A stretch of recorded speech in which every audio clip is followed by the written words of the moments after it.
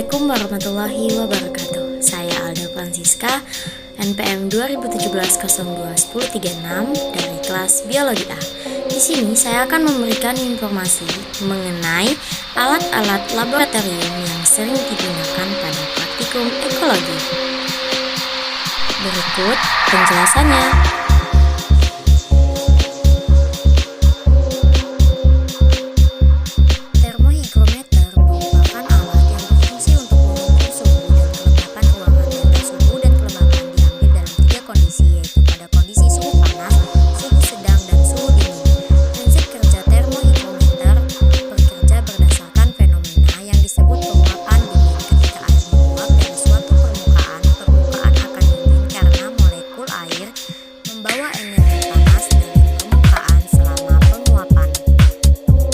Sekarang sekitar jam 12.06, 12 oke.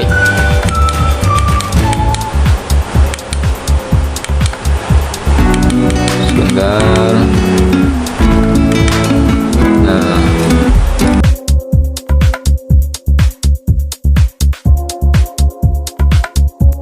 anemometer adalah sebuah alat pengukuran kecepatan angin yang banyak dipakai dalam bidang meteorologi dan geofisika atau stasiun perkiraan cuaca. Nama alat ini berasal dari kata Yunani anemos yang berarti angin.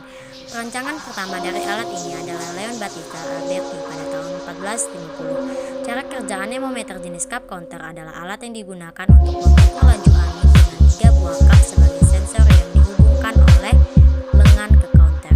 Prinsip kerjanya angin bertiup. Kita akan menggunakan satuan meter per second. Terlebih dahulu kita menekan tombol mode, kemudian kita mencari sumber angin. Setelah itu kita menunggu beberapa detik dan menunjukkan hasil 4.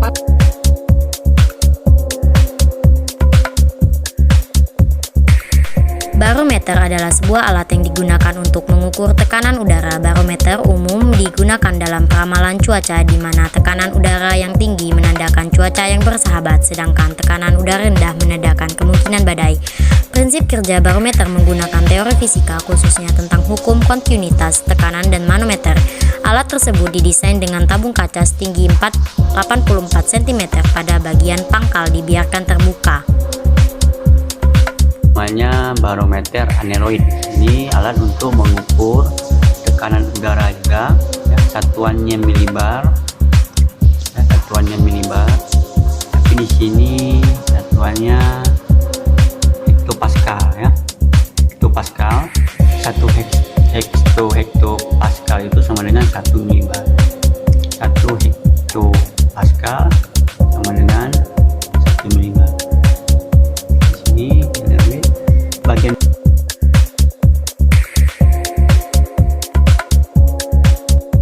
Altimeter adalah sebuah alat untuk mengukur ketinggian suatu titik dari permukaan laut. Biasanya alat ini digunakan untuk keperluan navigasi dalam penerbangan, pendakian, dan kegiatan yang berhubungan dengan ketinggian.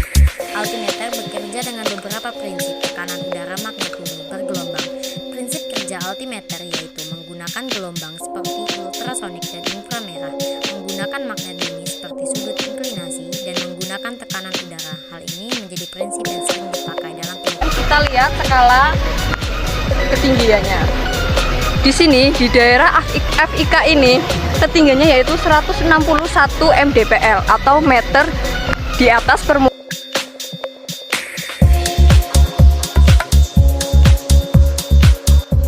Soil tester merupakan alat untuk mengukur 3 nilai parameter yang terdapat dalam tanah, yaitu kelembapan, suhu, dan pH tanah. Alat ini digunakan untuk membantu pekerjaan di ladang sehingga dapat membantu untuk memonitoring tanah yang akan dijadikan sebagai media tanam. Rekan-rekan, sebelum alat ini digunakan, kita bisa lihat tanah yang akan diukur pH-nya, barangkali ada gulma dan lain-lain, bisa kita bersihkan terlebih dahulu. Contohnya seperti ini. Langsung ke penggunaannya, rekan-rekan bisa kita lihat sendiri. Di sini ada ujung soil tester, di sini ada batas. Batas ini digunakan untuk batas penancapan soil tester ke tanah. Langsung saja kita tancapkan ke dalam tanah sampai batas tertentu. Tekan saja langsung tombol penetral untuk ke ukuran semula. Setelah itu kita diamkan sejenak. Bisa kita lihat sendiri di sini pH-nya sekitar 6,7.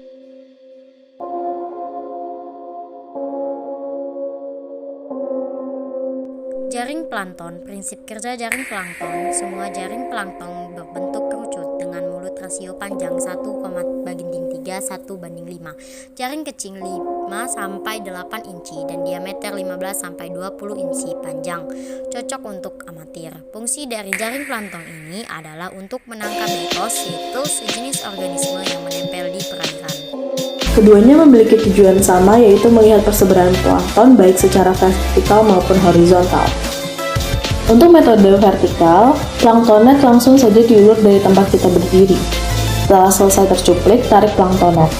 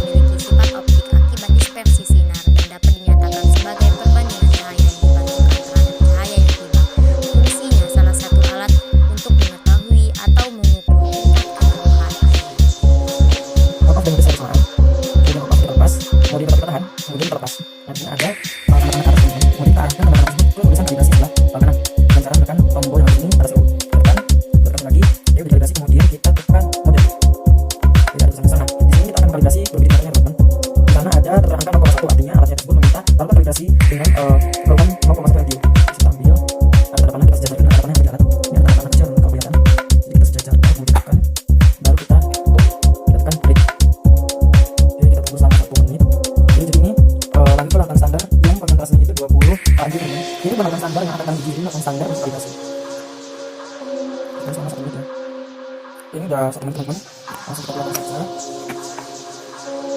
Kemudian minta yang angkanya 200, masukkan 200. Kemudian tarik lagi selama 1 menit. Ini udah 1 menit teman-teman, langsung kita keluarkan saja. Kemudian dia meminta langsung dengan angka 400. Langsung kita buka. Kemudian kita tutup dan ditunggu selama 1 menit. Jadi ini udah masuk ke tips menit, langsung saja kita angkat. Nah, biasanya setelah kita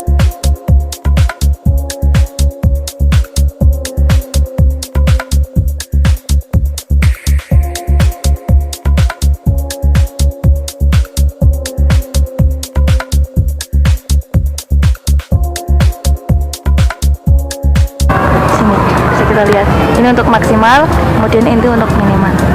Kemudian di bawahnya ada tombol temperatur. Temperatur di sini juga bisa mengatur temperatur minimal dan maksimal. Kita lihat di sini ya, di sini. Nah, ini ada temperatur dalam Celcius. Kemudian yang di bawah ini adalah tombol dengan tulisan clear ini untuk rezero atau menetralkan.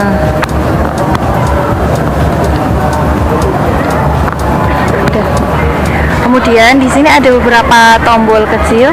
Di sini ada tombol untuk mengatur apakah kita akan menggunakan derajat Celcius atau Fahrenheit di sini ya. Kalau ini kita menggunakan derajat Celcius, kemudian kalau kita pencet ke bawah, maka dia akan berubah menjadi derajat Fahrenheit. Kemudian di sini ada tombol untuk mengatur durasi kita. Ketika kita akan mengukur suatu tempat, maka kita bisa mengatur apakah kita akan mengetahuinya dalam 12 jam atau dalam 24 jam. Nah, kemudian di sini ada tombol. Ini ada tombol jam dan tombol menit. Kemudian di sini ada tulisan, ya, ini adalah artinya bahwa hygrometer ini hanya bisa mengetahui atau mendeteksi temperatur mulai dari min 50 derajat Celcius sampai 70 derajat Celcius atau min 58 derajat Fahrenheit sampai 158 derajat Fahrenheit. Untuk temperatur yang ada jika di atas atau di bawah dari angka-angka tersebut maka tidak dapat terdeteksi. Oke, di sini ini tahu nggak fungsinya apa? Ini fungsinya untuk meletakkannya seperti ini. Oke, demikian. Ada satu lagi, sensor. Nah, sensor ini gunanya untuk mengetahui suhu di sekitar daerah yang akan kita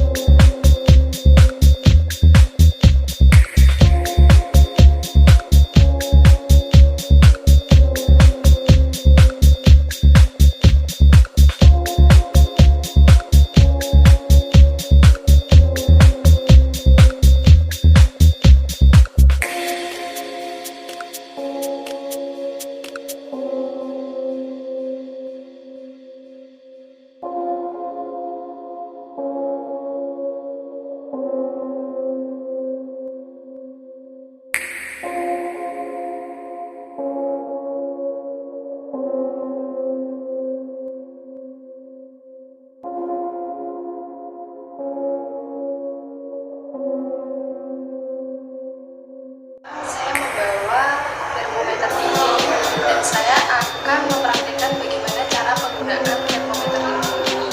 Yang pertama, kita siapkan termometer dinding.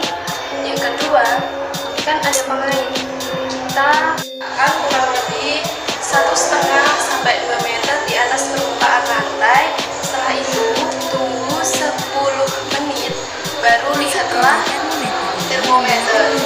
Dan di sini kan ada skala Celsius dan Fahrenheit, di sini ada tabung.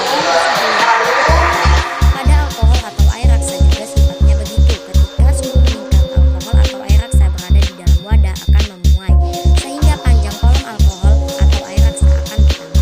Sebaliknya, ketika suhu menurun, panjang kolom alkohol atau air raksa akan berkurang pada bagian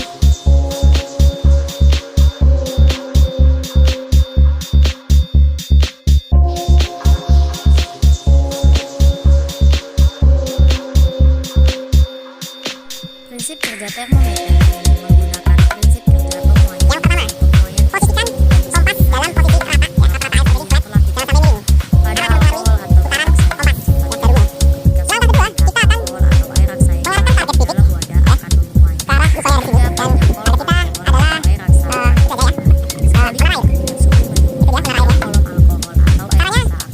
Dalam posisi kompas rata air, lalu kita intip menara air di sana ya. Kemudian kita perlahan lihat, kita lihat jarum kompas dari sini itu ada di angka berapa melalui lubang termometer di sini. Lakukan dalam posisi rata air, jangan miring seperti ini. Langkah ketiga adalah tunggu sampai jarum kompas benar-benar berhenti di angka sesuai dengan target tadi. Langkah keempat, kita perhatikan dengan seksama, lihat pada deret angka yang ada di lingkaran dalam, bukan bagian luar ya. Menunjukkan angka berapa sesuaikan dengan garis kuning sebagai penanda di sini.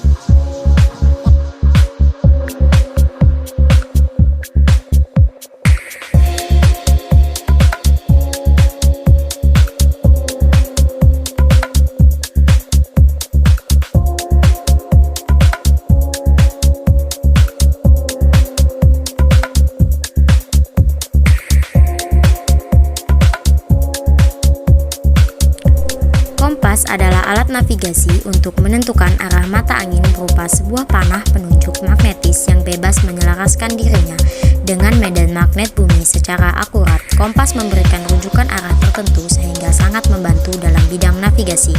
Fungsi utama kompas adalah untuk menentukan atau mengetahui arah dan besaran derajat suatu arah, juga untuk mengetahui lokasi suatu medan berdasarkan peta.